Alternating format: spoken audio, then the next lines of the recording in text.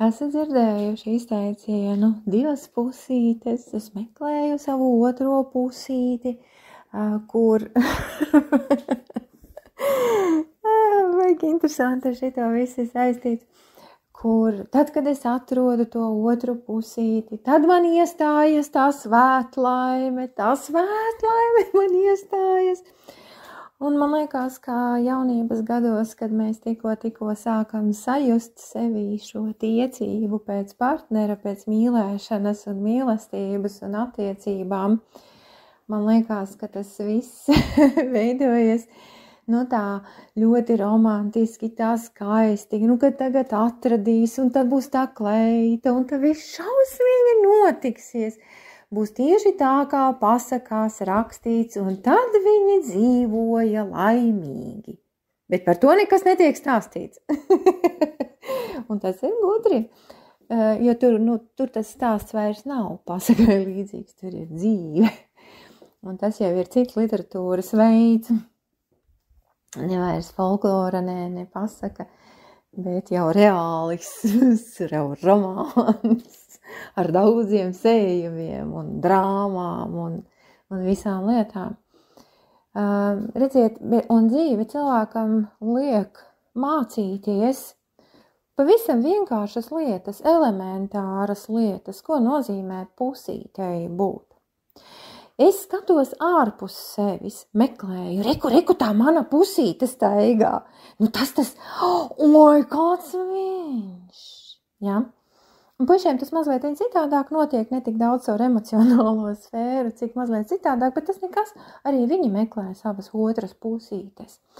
Un tad, kad mēs skatāmies ārpusē, mums ir tāds magnētisms, mēs pievelkam, ja? Tas ir rīktīgi krūti, ja?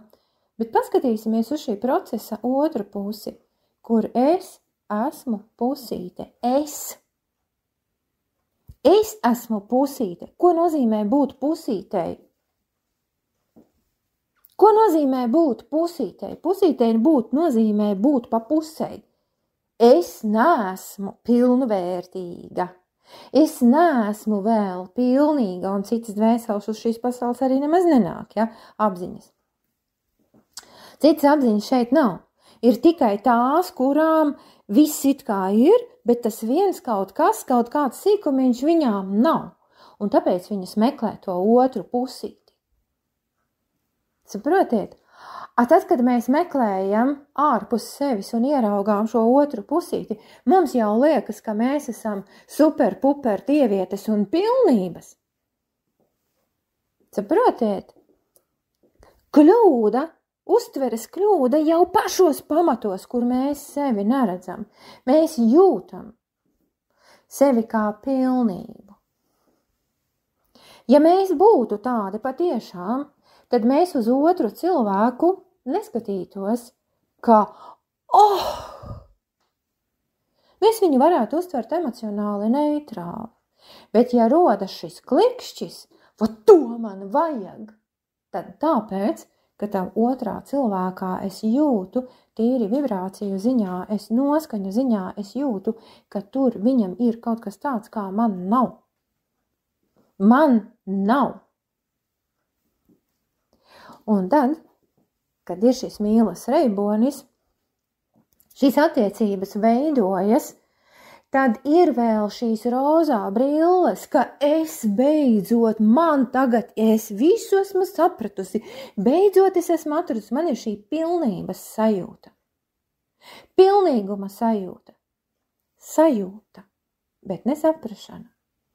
Un tad, kad es šajās attiecībās ieeju, kad es sāku attiecības, varbūt, ka tas ir jauns paziņa, varbūt, ka tā ir jauna darba vieta. Vienalga, kas jauns tas varētu būt, es veidoju kaut kādas attiecības. Oi, man sunītis, oi, man kaķītis, oi, man bērniņš. Un tad ir šī emocionālā attieksme, kur enerģētiskā ziņā es jau jūtu, ka es esmu pilnība. Tagad viss šausmīgi notiksies. Un dzīve parāda, paga. Tik vienkārši tā tas nenotiks. Dzīve piedāvā informāciju, tātad vielu pārdomām. Un tad, kad šīs rozā brilles nokrīt, šī sajūsma, kad jau beidzas, parasti tā ilgst kādus 8 mēnešus, un tad pamazām, lēnām jau cilvēki tā kā sāk nolaisties pie zemes un sāk ieraudzīt vēl visu ko. Un tad rodas jautājumi, un tad rodas pretenzijas vienam pret otru. Jā, darba vieta baigi forša, visi kolēģi feini, bet no alga bļāviens riktīgi garām. Un pārmetas visu otrādi.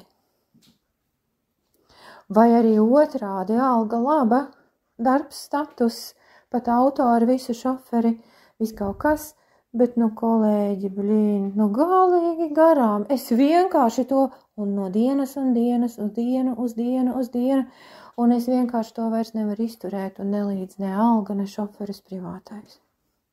Es esmu spiesti iet no tā darba prom, es vienkārši nevaru izturēt. Iestājas iedegšana, asākās jau tā kā. Saprotiet? Vispirms ir enerģētiskais impulss, kas rada to ilūziju, to sajūtu, ka šī ir man tā pusīte. Bet tad, kad tas emocionālais impulss jau atslāpst, kad šis savienojums ir noticis, tad sākas darbošanās sociālajā, fiziskajā vidē, kur mēs iegūstam jaunu informāciju. Un šī jaunā informācija mums sagādā diskomfortu. Un nekāda pasaka vairs nesanāk. Man ir jauna informācija, es skatos uz to cilvēku un es ieraugu viņā tādus un tādus paradumus, tādas un tādas īpašības, tādus un tādus uzskatus, tādu un tādu uzvedību, tādu un tādu kaut kādus izteicienus, un man nepatīk un man sāp.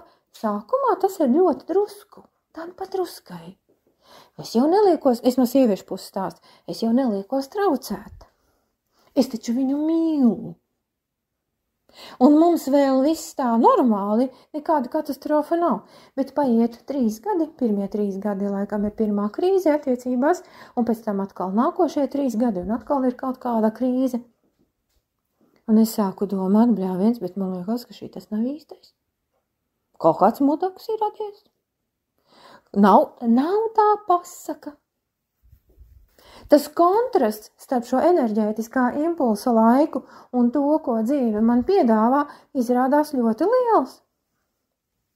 Bet tad, ja mēs paskatītos ārpus emocijām, ja mēs varētu distancēties no savām emocijām, vienkārši strādājot ar sevi, ar savām emocijām, paskatīties uz lietām, to plusā un to mīnusā, ziniet, ko mēs ieraudzītu?